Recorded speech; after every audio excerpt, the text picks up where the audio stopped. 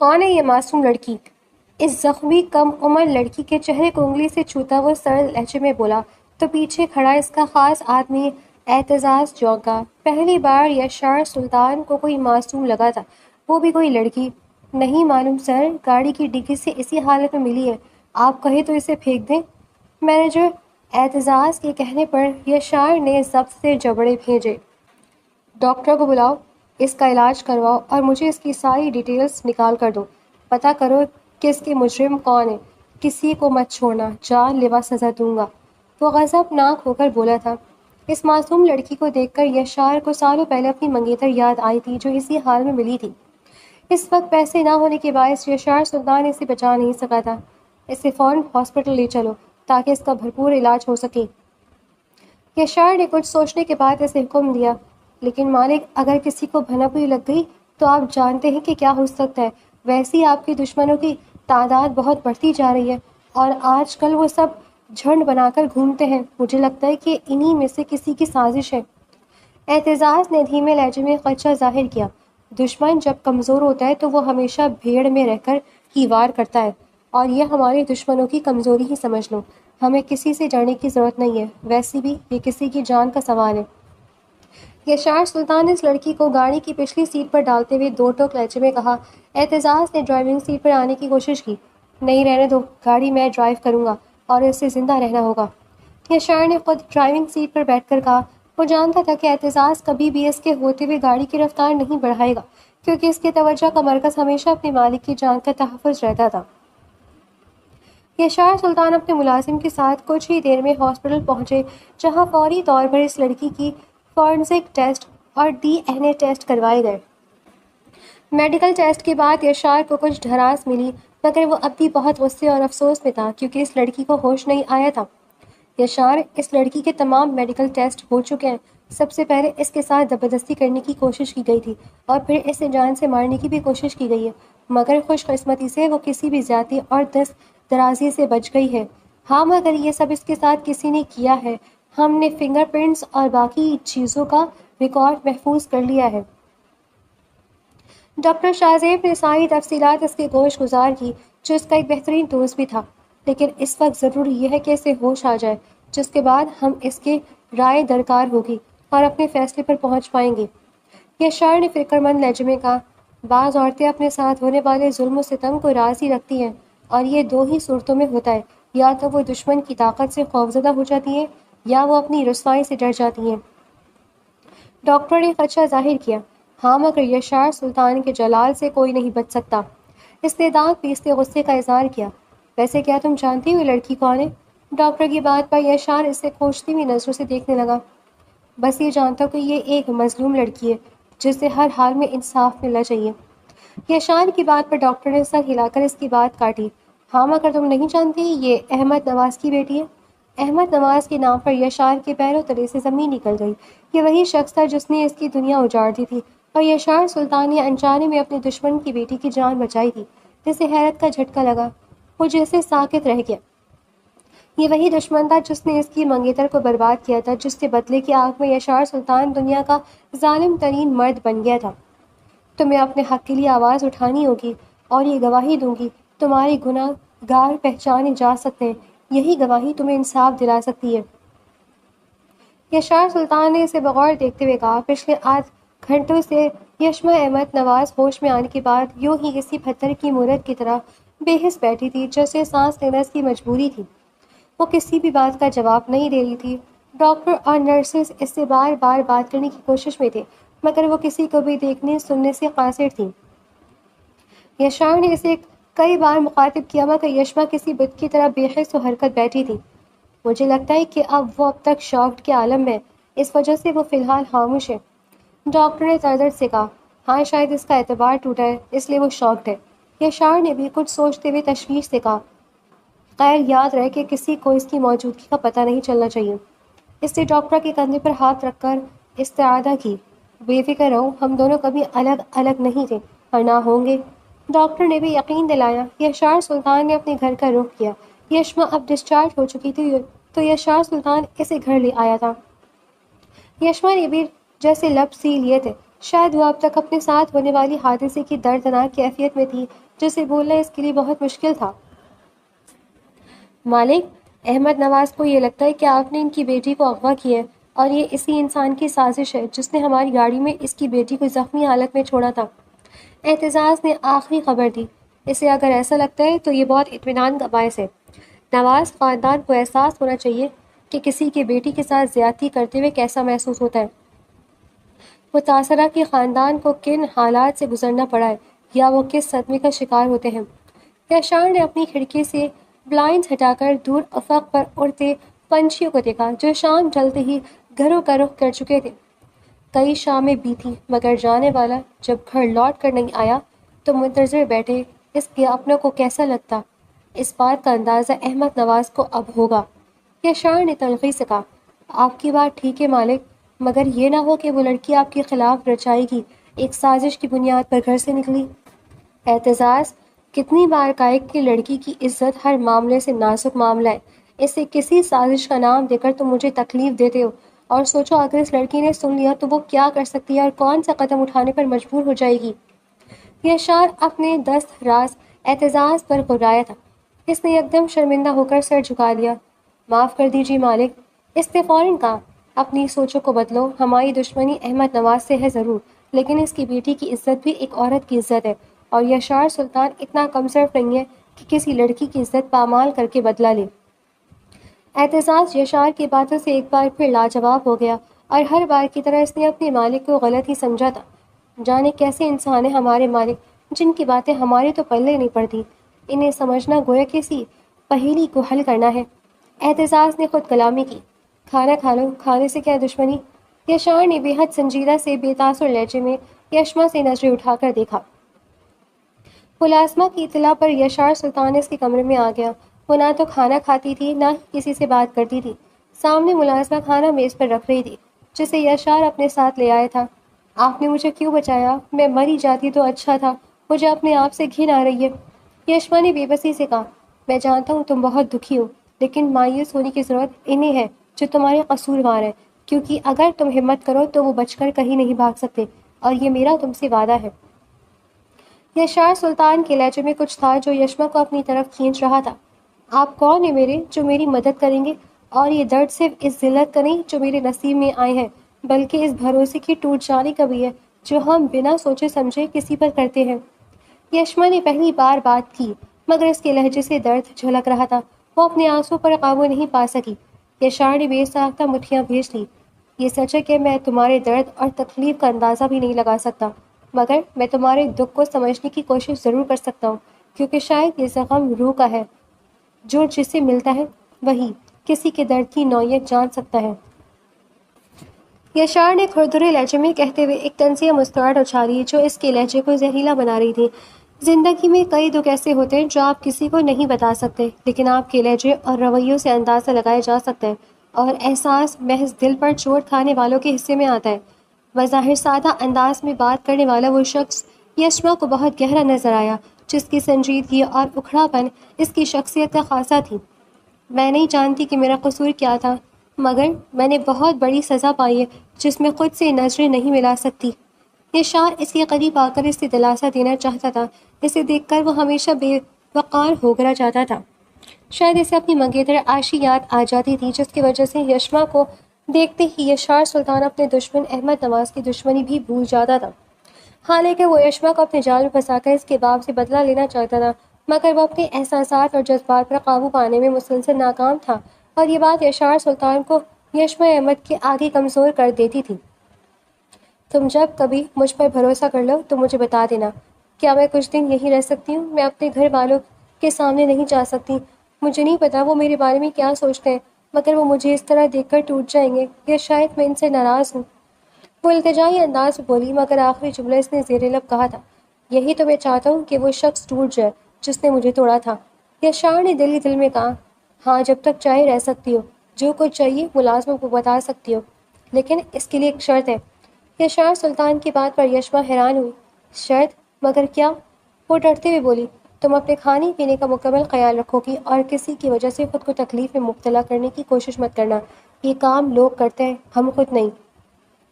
یشار کی شرط سن کر یشما کو کچھ دھاڑس ملی۔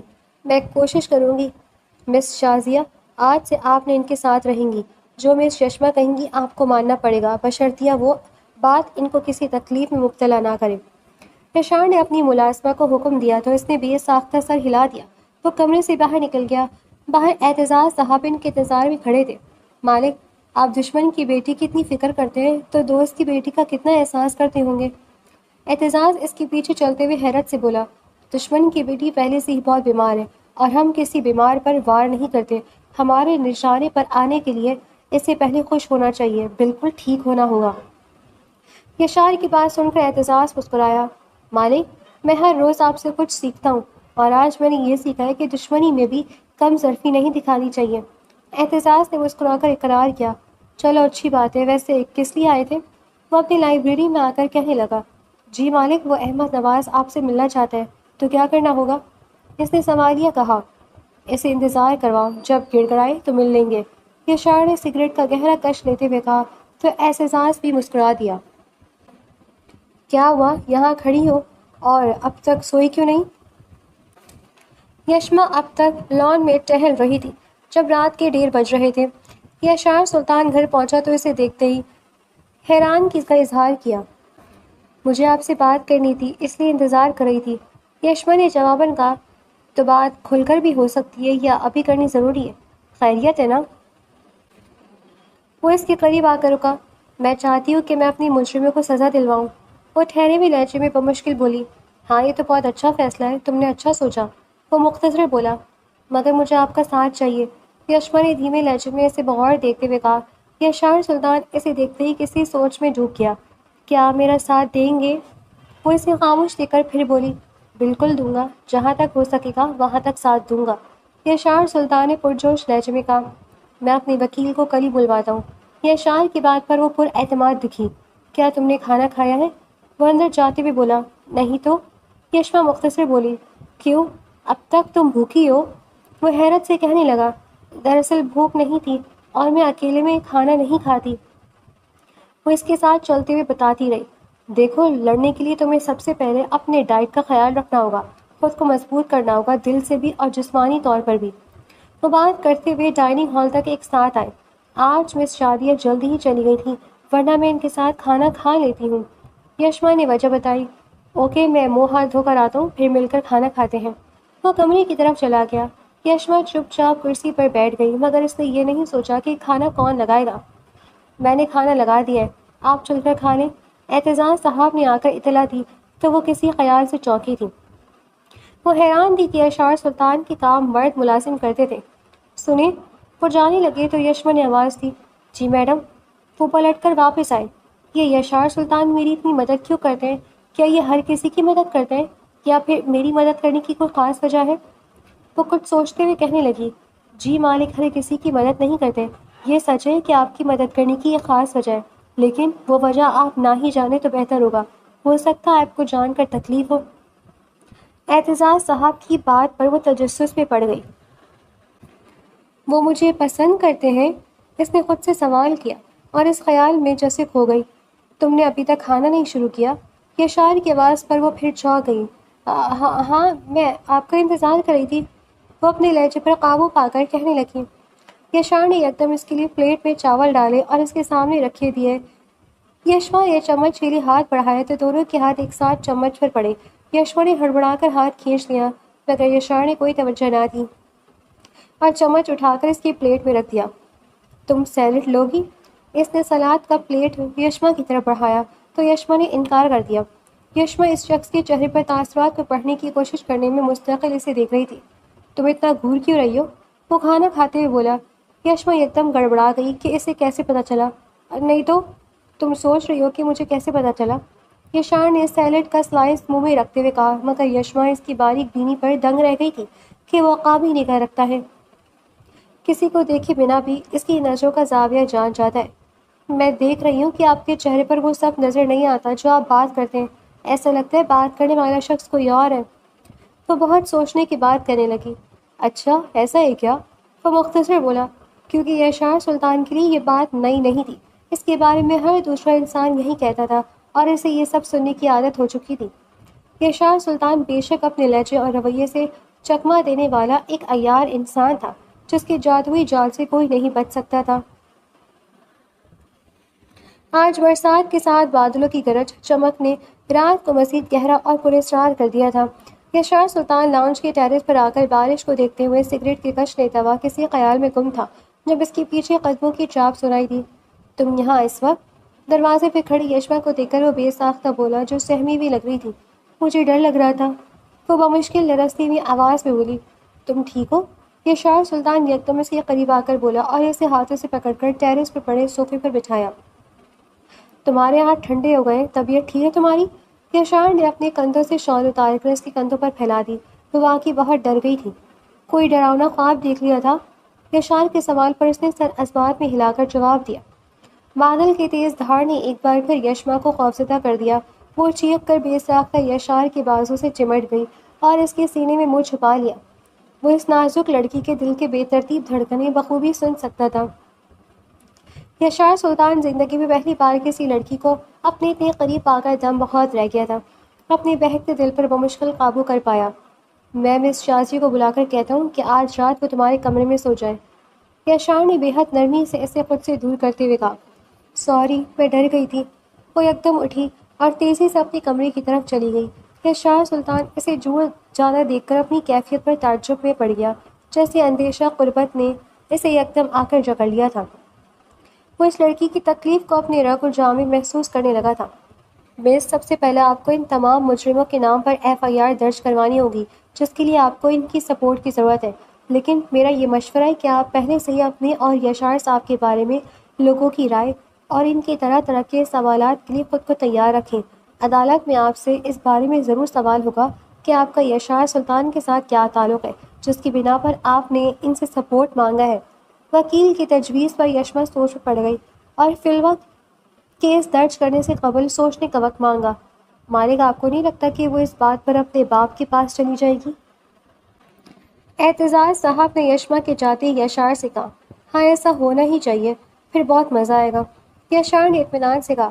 آج پھر احمد نواز نے آپ سے ملنے کا کہا تھا، مگر میں نے اسے آسرا دے کر ٹال دیا، اعتزاز نے مسکرا کر بتایا۔ اچھا کیا، یشار نے چائے کا گھونٹ لے کر صوفے کے ٹیک سے پشت ٹکا کر کہا۔ اعتزاز دیکھ رہا تھا کہ آخر وہ کرنا کیا چاہتا ہے۔ ایک طرف تو یشما کو اپنی طرف مائل کر کے اسے جال میں پھنسا رہا تھا، دوسری طرف اس کے باپ کو تڑپا رہا تھا تاکہ وہ جب اپنی بیٹی کے سامنے یشار سلطان پر انگلی اٹھائے تو سب سے پہلے اس کی بیٹی اس کے مقابل آئے، اور یشار سلطان کی یہی سب سے بڑی چال تھی۔ کہاں ہے یشار سلطان؟ میں اس کی جان لے لوں گا، میری بیٹی کو اغوا کر کے کہیں چھپا رکھا ہے۔ احمد نواز چیختا ہوا اس کے گیٹ تک آیا تو یشار سلطان بے ساختہ باہر آیا۔ یہ صبح ہی صبح کیا ایمرجنسی پڑ گئی جو میری دہلیز پر یوں چلا رہے ہو؟ اور تمہاری دلیری پر داد دینی پڑے گی احمد نواز صاحب، میں پولیس بھی لائے ہو؟ وہ طنزیہ انداز میں مسکرایا تھا۔ سر، وی آر سوری، لیکن ہمیں آپ کے گھر کی تلاشی لینی ہوگی، انسپکٹر نے بے حد مؤدبانہ لہجے میں کہا۔ اور وہ کس خوشی میں؟ وہ اس کے ہاتھ سے سرچ وارنٹ لے کر اطمینان سے بولا۔ میری بیٹی کو اغوا کیا ہے تم نے اور اسے گھر میں قید کر لیا ہے، جانے کس طرح تم نے میری معصوم بچی کو بلیک میل کیا یا پھنسایا ہے۔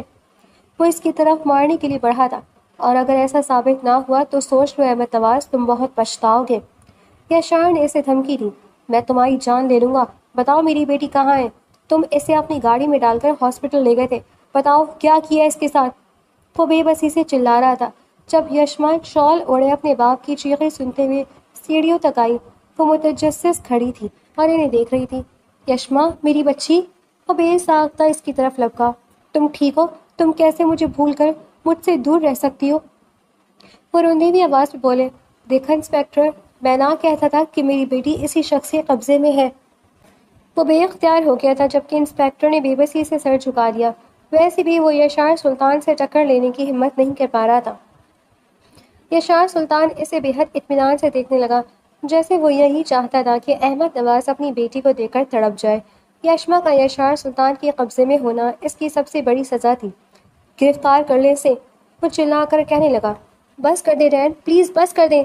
آپ یشار سلطان کو گرفتار نہیں کروا سکتے، اس نے مجھے اغوا نہیں کیا بلکہ اس نے میری جان بچائی ہے۔ وہ روندی ہوئی آواز بولی۔ یقیناً اس شخص نے تمہیں ڈرایا دھمکایا، جبھی تم اس طرح کہہ رہی ہو۔ وہ تفتیش سے بولے۔ اگر ایسا نہیں یشار سلطان صاحب تو مس یشما آپ کے گھر میں کیا کر رہی ہیں؟ پولیس انسپیکٹر نے سوال کیا۔ دراصل وہ خود اپنے گھر نہیں جانا چاہتی تو میں اس کے ساتھ زبردستی نہیں کر سکتا تھا۔ یشار نے وجہ دریافت کی۔ یشما سچ بتاؤ، یہ جھوٹ کہہ رہا ہے، اس نے تمہارے ساتھ کیا کیا ہے بتاؤ، میں اسے کڑی سے کڑی سزا دلاؤں گا، تمہیں اس سے ڈرنے کی ضرورت نہیں ہے۔ احمد نواز غصے سے بے قابو ہو چکا تھا۔ ایسا نہیں ہے ڈیڈ، اور آپ پولیس کو واپس بھیج دیں۔ وہ ان کی بات کاٹ کر کہنے لگی، یہ ہمارے آپسی معاملات میں ہم سلجھا لیں گے، آپ جا سکتے ہیں انسپیکٹر صاحب۔ یشار نے پولیس انسپیکٹر سے کہا تو اس نے یشما کی طرف دیکھا۔ جی یہ بالکل ٹھیک کہہ رہے ہیں۔ یشما نے بھی اطمینان دلایا۔ تو تم یہاں کیوں رکی ہو اب تک؟ اس کے باپ نے غصے سے یشار پر سوال اٹھایا۔ میں ان کی بیوی ہوں، میں نے اپنی مرضی سے یشار سلطان سے نکاح کر لیا ہے۔ یشما کی بات پر سب دنگ رہ گئے، یہاں تک کہ یشار سلطان بھی اسے بغور دیکھنے لگا۔ وہ یشما سے اس طرح کی کوئی امید نہیں کر رہا تھا۔ کیا کہہ رہی ہو؟ ہوش میں تو ہو تم؟ احمد نواز بے یقینی سے کہنے لگے۔ وہ اپنی بیٹی کی بات پر بھوکلا گئے تھے۔ پولیس اہلکار یشار سے معذرت کرتے ہوئے وہاں سے چلے گئے تھے۔ یشما نہیں جانتی تھی کہ وہ اپنے ساتھ ہونے والی واقعہ کو بیان کر کے سب کے سامنے اپنا تماشا بنائے، اس لیے اس نے جھوٹ بولا تھا۔ آپ نے میری منگنی جس انسان کے ساتھ کروائی ہے، اس نے میرے ساتھ زبردستی کرنے کی کوشش کی تھی ڈیڈ، مگر میں نے اپنی جان لینی چاہی تو اس ظالم نے مجھے مرا ہوا سمجھ کر یشار سلطان کی گاڑی میں پھینک دیا، مگر اس شخص نے نہ صرف میری جان بچائی بلکہ مجھے تحفظ بھی دیا، میری عزت کا تماشا نہیں بنایا۔ وہ اپنے باپ کے سامنے روتے ہوئے کہنے لگی، نہیں بیٹا، یہ شخص بہت جھوٹا ہے، اس نے میرے ساتھ دشمنی نبھائی اور یہ تمہیں مجھ سے بدگمان کر کے چھوڑ دے گا، یہ مجھ سے بدلہ لے رہا ہے۔ وہ یشار سلطان کی طرف دیکھ کر کہہ رہا تھا۔ یشما ان کی بات پر دنگ رہ گئی۔ کس بات کا بدلہ؟ آخر ایسا کیا تھا آپ نے؟ وہ حیرانگی سے پوچھ رہی تھی۔ ہاں احمد نواز، ذرا بتاؤ اپنی بیٹی کو کہ کس بدلے کی بات کر رہے ہو تم؟ یشار نے دونوں بازوؤں کو سینے پر باندھے اس کے سامنے سوال اٹھایا، جبکہ احمد نواز کو جیسے سانپ سونپ گیا تھا۔ احمد نواز نے فوراً اپنی بیٹی کو کچھ نہیں بتایا، کیونکہ وہ اپنے گناہ کو بیان کر کے اولاد کو مزید خود سے دور نہیں کر سکتا تھا، اس لیے کچھ اور سوچ رہا تھا۔ مگر جب تک وہ اپنے پلان پر کام کرتا، یشار سلطان نے اپنا کام کر دکھایا تھا۔ تم نے جھوٹ کیوں بولا؟ یشار سلطان نے یشما کو اکیلے پا کر پوچھا۔ میں جانتی ہوں یہ غلط ہے اور آپ کے لیے مشکل کھڑی ہو سکتی ہے، میرے پاس اور کوئی راستہ نہیں تھا، میں نے صرف اپنا بھرم رکھنے کے لیے آپ کو آزمائش میں ڈال دیا۔ وہ شرمندہ لہجے میں کہنے لگی، دیکھو میں سب کے ساتھ نپٹ سکتا ہوں لیکن تمہارے لیے مشکل کھڑی ہو سکتی ہے۔ وہ تشویشناک لہجے میں کہنے لگا، کیا آپ مجھ سے شادی کریں گے؟ یشما کے سوال پر وہ حیران ہوا، اسے لگا نہیں تھا کہ وہ اتنی جلدی مان جائے گی۔ تم بنا سوچے سمجھے سب کیسے؟ میں نے سوچ لیا ہے، بس آپ کے جواب کی منتظر ہوں۔ وہ اس کی بات کاٹ کر کہنے لگی، کیا آپ مجھے اپنائیں گے؟ وہ بے حد خوفزدہ، دکھی اور ڈری رہی تھی کہ یشار انکار کر دے، مگر اس کے قریب آ گیا۔ میں تمہارا ہمیشہ ساتھ نبھاؤں گا اور تمہیں کبھی اکیلا نہیں ہونے دوں گا۔ وہ اس کے کندھوں کو پکڑ کر اس کی آنکھوں میں دیکھتے ہوئے بولا۔ یشما نے نظریں جھکا لی۔ اگلے دن یشما نے یشار سلطان سے نکاح کر لیا تھا تاکہ وہ اپنے مجرموں کو سزا دلا سکے، مگر یشار سلطان کے ارادے سے پا کر کمزور پڑنے لگے تھے۔ حالانکہ اس نے احمد نواز سے بدلہ لینے کے لیے یشما سے نکاح کیا تھا، مگر وہ نکاح کے رشتے میں بند کر بدلنے لگا تھا۔ مجھے چھوڑ دو پلیز، مجھے چھوڑ دو، یشما نیند کے عالم میں بڑبڑاتے ہوئے کہہ رہی تھی۔ قریب بیٹھے یشار نے مڑ کر دیکھا تو وہ کسی خواب کے عالم میں خود کو بچانے کی کوشش میں تھی اور پسینے سے شرابور کسی مصیبت میں مبتلا نظر آئی۔ یشما، یشما! یشار نے اس کے ہاتھ کو پکڑ کر پکارا تو اس نے ہڑبڑا کر آنکھیں کھول دی۔ تم ٹھیک ہو؟ یشار نے اس کے گال کو تھپ تھپا کر پوچھا۔ وہ بے حس حرکت سے دیکھنے لگی جیسے وہ اسے جانتی ہی نہ ہو۔ یشما، میں ہوں یشار سلطان۔ یشار نے اس کی آنکھوں میں حیرت اور خوف دیکھ کر کہا، یشار؟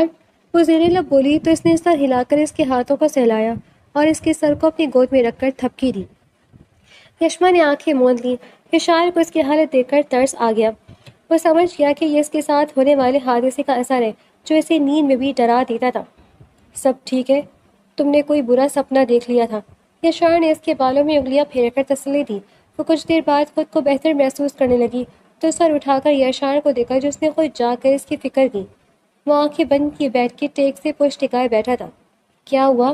یشما نے اس کے قریب آ کر پیشانی سے بال ہٹانے کی کوشش کی تو یشار کی بولتے ہی چونک کر پیچھے ہوئی۔ تم کتنی عجیب ہو، آنکھیں بند ہونے کے باوجود بھی کیسے سمجھ جاتی ہو؟ یشار نے اطمینان سے اسے دیکھا۔ وہ گھبرائی ہوئی آواز میں بولی، ہاں دراصل سامنے لائٹس کی چمک مان پڑی تو میں سمجھ گیا۔ یشار نے اسے سہما ہوا دیکھ کر جیسے تسلی دی، مگر وہ اس کی لاجک کو سمجھ نہیں پائی۔ یشار نے اسے اپنی باہوں میں لے لیا تو یشما نے بھی اس کے سینے پر سرک کر پھر سے آنکھیں بند کر دیں۔ تم میری بیٹی کو برگلا کر اسے کیسے بیوقوف نہیں بنا سکتے ہو؟ جب کہ تمہاری دشمنی میرے ساتھ ہے تو ایک معصوم لڑکی کو نشانہ کیسے بنا سکتے ہو یشار سلطان؟ احمد نواز اس پر غرایا تھا۔ شکر کرو کہ میں نے اس کے ساتھ ابھی تک کچھ نہیں کیا، لیکن جب کروں گا تب تمہیں تڑپا دے کر مزہ آئے گا۔ وہ طنزیہ مسکرا کر کہنے لگا، میری عاشق کے ساتھ جو تم نے کیا تھا کیا تم بھول گئے؟ وہ غرایا تھا، میں نے تمہاری منگیتر کو نہیں مارا تھا، مجھ پر یقین کرو یشار، یہ سبتین ابرار کی چال تھی جس کے بیٹے نے میری بیٹی کو بھی مارنا چاہا۔ بند کرو اپنی بکواس، اور کتنا جھوٹ بولو گے؟ یشار اس کے بعد کاٹ کر چیخا تھا، میں سچ کہہ رہا ہوں، میرا یقین کرو، میری بیٹی کو چھوڑ دو۔ بتاؤ احمد نواز، جب کوئی کلیجہ چھلنی کرتا ہے تو کیسا لگتا ہے؟ شکر کرو کہ تمہاری بیٹی کو میں نے ابھی تک کچھ نہیں کیا، لیکن بہت جلد تم اسے کھو دو گے۔ وہ کسی فاتح کے انداز سے بول رہا تھا، تم مجھ سے جو چاہے دشمنی کرو مگر میری معصوم بیٹی کو نشانہ مت بناؤ، میں تم سے بھیک مانگتا ہوں۔ وہ یشار سلطان کے سامنے ہاتھ جوڑ کر کہنے لگا، میری عاشق بھی معصوم تھی، اس نے کیا بگاڑا تھا کسی کا؟ میری آنکھوں کے سامنے وہ تڑپ تڑپ کر مر گئی اور میں کچھ نہیں کر پایا، تم شکر کرو تمہاری بیٹی زندہ۔ یشار سلطان نے دروازے پہ کھڑی یشما کو دیکھ کر بات ادھوری چھوڑ دی۔ وہ اسے سامنے دیکھ کر ساکت رہ گیا۔ یشما بے یقینی سے اسے دیکھ رہی تھی۔ بولو یشار سلطان، رک کیوں گئے؟ میں زندہ کس لیے ہوں اور مجھے زندہ رکھ کر آپ کتنا تڑپانا چاہتے ہو؟ یشما نے بے یقینی سے کہا، مگر یشار نے احمد نواز کے چہرے پر دبی دبی خوشی کی جھلک دیکھی تھی، اس لیے وہ خاموش ہو گیا۔ میں سوچ بھی نہیں سکتی تھی کہ تم اس قدر گھٹیا ہو سکتے ہو، پرندوبی آواز سے بولی اور آگے جاتے ہوئے اچانک لڑکھڑائی، مگر یشار اسے سنبھالنے کے لیے آگے بڑھ کر سہارا دیا۔ یشما نے اس کا ہاتھ جھٹک دیا، مجھے تمہارے سہارے کی ضرورت نہیں ہے، میں خود سنبھال سکتی ہوں۔ یشما نے نفرت سے کہا اور وہ دنگ رہ گیا۔ یشما باہر نکل گئی تو احمد نواز نے اسے مسکرا کر دیکھا، تمہیں کیا لگتا ہے کہ تم نے میری بیٹی کو جیت لیا؟ نکاح تمہارے لیے ایک ہتھیار ہوگا یشار سلطان، میں اپنی بیٹی کو خلا دلا کر ایک اچھے لڑکے سے شادی کرواؤں گا۔ وہ اطمینان سے بولے۔ یشار سلطان کو اب سمجھ آئی کہ یشما کو اس وقت اچانک اس کے آفس میں انہوں نے ہی بلایا تھا تاکہ وہ یشار سے بدگمان ہو کر اسے چھوڑ دے، اور ایسا ہی ہوا تھا۔ کیا تم بیوقوف ہو جو کسی کی بات سن کر یقین کر لو اور گھر چھوڑ کر چلی جاؤ گی؟ یشما نے گھر آتے ہی واپس اپنے باغ کے پاس جانے کی تیاری شروع کی تو یشار نے آ کر اس کا ہاتھ پکڑ کر غصے سے کہا، کسی کی بھی بات پر بھروسہ نہیں کیا میں نے، صرف آپ کے منہ جو سنا اسی پر بھروسہ کیا، مگر آپ نے اپنے انتقام کے لیے مجھے استعمال کیا۔ یہ سن کر مجھے خود سے نفرت ہو رہی ہے، میں اتنی بیوقوف تھی جو آپ نے اتنا بڑا کھیل کھیلا، مگر میں جان نہیں پائی، مجھے آپ کے ساتھ نہیں رہنا۔ وہ ہاتھ چھڑانے کی کوشش کر رہی تھی مگر یشار نے اس کا ہاتھ نہیں چھوڑا۔ تم گھر سے باہر نکل کر دکھاؤ، میں تمہاری ٹانگیں توڑ دوں گا۔ یشار سلطان نے اسے بیڈ پر دھکیل کر جلال سے کہا۔ یشما اس کا رویہ دیکھ کر دنگ رہ گئی۔ تو تمہارا اصلی چہرہ یہی ہے یشار سلطان، آخر تم نے نقاب اتار ہی لیا۔ وہ چیختے ہوئے کہہ رہی تھی، مجھے تمہارے سامنے صفائی دینے کا کوئی شوق نہیں، تمہیں جو سمجھنا ہے سمجھو، اور یاد رکھو اگر تم میری اجازت کے بغیر اپنے باپ یا کسی ایسے انسان سے ملی تو میں تمہاری جان لے لوں گا۔ وہ اس کے تھوڑی کو پکڑ کر کہہ رہا تھا، مگر یشما نے اسے خود سے دور کیا۔ یشار سلطان نے اسے واپس بیڈ پر پٹک دیا اور باہر چلا گیا۔ یشما اس کے غصے سے سہم گئی تھی مگر بظاہر ڈرائی کر رہی تھی۔ وہ جیسے ہی باہر گیا یشما رونے لگی۔ مالک، احمد نواز نے بہت بڑا کھیل کھیلا ہے، اعتزاز نے تشویش سے کہا، یہ کھیل اسے بہت مہنگا پڑے گا، وہ نہیں جانتا اس کی بیٹی کو حقیقت پتہ چل گی تو سارے بھرم ٹوٹ جائیں گے۔ یشار نے غصے کو ضبط کیا، بہرحال احمد نواز پر نظر رکھو، کیونکہ یشما کو ڈانٹنے کا مقصد محض احمد نواز کو فریب دینا ہے، وہ اپنی بیٹی کو ورغلا کر ضرور لے جائے گا، اسے اپنی حقیقت کو چھپانی ہے۔ یشار سلطان نے اعتزاز کو حفاظتی اقدامات کی طرف دھیان دلایا تھا۔ اور اس لڑکے کا کیا ہوگا جس نے یشما کو مارنے کی کوشش کی تھی؟ وہ لڑکا کہیں چھپ گیا ہے، اس کے گھر پر اپنے کچھ بندے نظر جمائے ہوئے ہیں، جیسے اس لڑکے کو کوئی اطلاع ملی اسے فوراً قبضے میں لیا جائے گا۔ وہ ہمیشہ کی طرح یشار کے ہر حکم پر چوکنا رہتے ہوئے ہر خبر کی جانچ کرتا تھا جیسے وہ اس کی CCTV کیمرہ ہو۔ یاد رہے کہ یشما ہر سر نظر رکھنی ہے، اسے کسی بھی قسم کی روک تھام نہیں کرنی ہے، ہمیں اپنے دشمنوں کے اقدامات کے لیے بظاہر خبر رہنا ہے۔ ہاں مگر اس کی حفاظت سب سے پہلی ترجیح ہوگی۔ یشار سلطان نے دھیمے لہجے میں ہدایت کی۔ اعتزاز نے فرما برداری سے سر ہلا دیا۔ کچھ ہی دیر میں یشما چپ سے اپنے باپ احمد نواز کی بھیجی گاڑی میں بیٹھ کر نکل گئی، اور یہ اس کے باپ کی ہی سازش تھی۔ مجھے معاف کر دو بیٹا، میں تم سے اتنے دن غافل رہا، اس کے لیے میں شرمندہ ہوں۔ احمد نواز نے بیٹی سے فون پر معافی مانگی تو وہ پگھل گئی۔ یشما نے بھی شرمندگی کا اظہار کرتے ہوئے کہا، ڈیڈ مجھے پتا تھا سائم کو ایک اچھا انسان آپشن سمجھ کر آپ نے میرا رشتہ طے کیا تھا، بھلا کسی کی نیت سے ہم انسان کیسے واقف ہو سکتے ہیں؟ مجھے کیا پتا تھا کہ سائم سب کچھ یشار سلطان کے کہنے پر کر رہا تھا۔ میں آپ کو غلط سمجھتی رہی، مگر یشار سلطان کی محبت اور ہمدردی کے جال میں پھنس گئی تھی۔ بیٹی کے لہجے میں ندامت کا رنگ محسوس کر کے احمد نواز بہت مطمئن ہوا، مگر راستے میں ان کی گاڑی روک کر یشما کو کسی نے اغوا کر لیا، اور احمد نواز کو اپنے ایک گارڈ نے آ کر خبر دی جو وہاں سے بمشکل فرار حاصل کی تھی۔ احمد نواز فوراً یشار سلطان کی طرف پہنچا۔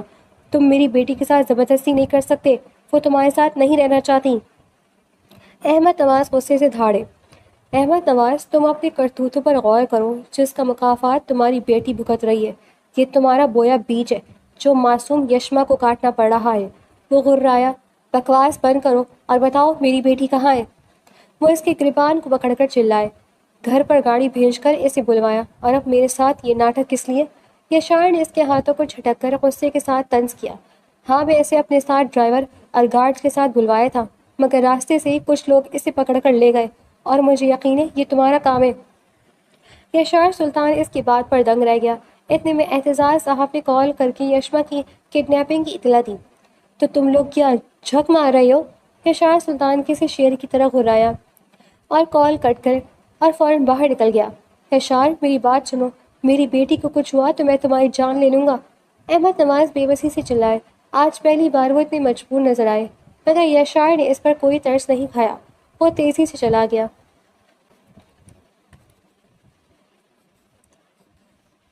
بہت مزہ آ رہا ہے تجھے اس یشار سلطان کے ساتھ عشق لڑا کر اس کی ہمدردیاں حاصل کر کے؟ سائم سبتین نے یشما کی گرد چکر لگاتے ہوئے تنزیہ کا۔ یشما ایک کرسی پر بیٹھی تھی، وہ اسے دیکھ کر سہم گئی تھی۔ یہ وہی شخص تھا جس کے ساتھ احمد نواز نے اپنی بزنس کے لالچ میں یشما کا رشتہ کروایا تھا۔ سائم اسے اپنے دوستوں سے ملوانے کے بہانے ساتھ لے گیا تھا، مگر وہاں جا کر یشما کے ساتھ زبردستی کرنے کی کوشش کی تھی۔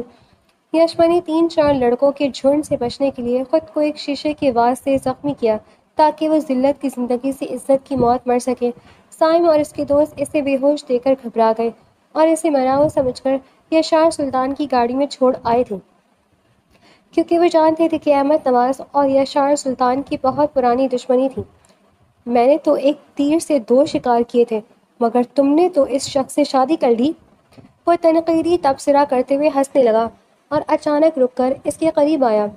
اگر یہی کرنا تھا تو میں بھی تو تمہیں آفر کر چکا تھا، میں بھی تو تم سے محبت کرتا تھا، پھر مجھ سے نفرت کیوں؟ سائم اس کی کان پٹی پر پستول کی نال رکھتے کسی پاگل کی طرح چلایا تو یشما نے بھڑک کر زور سے آنکھیں بند کر لی۔ تم بہت برے ہو سائم سبتین، تم نے ہمیشہ میری تذلیل کی ہے۔ مجھے اس دن پر پچھتاوا ہے جب میں ڈیڈ کے کہنے پر تمہارے ساتھ چل دی۔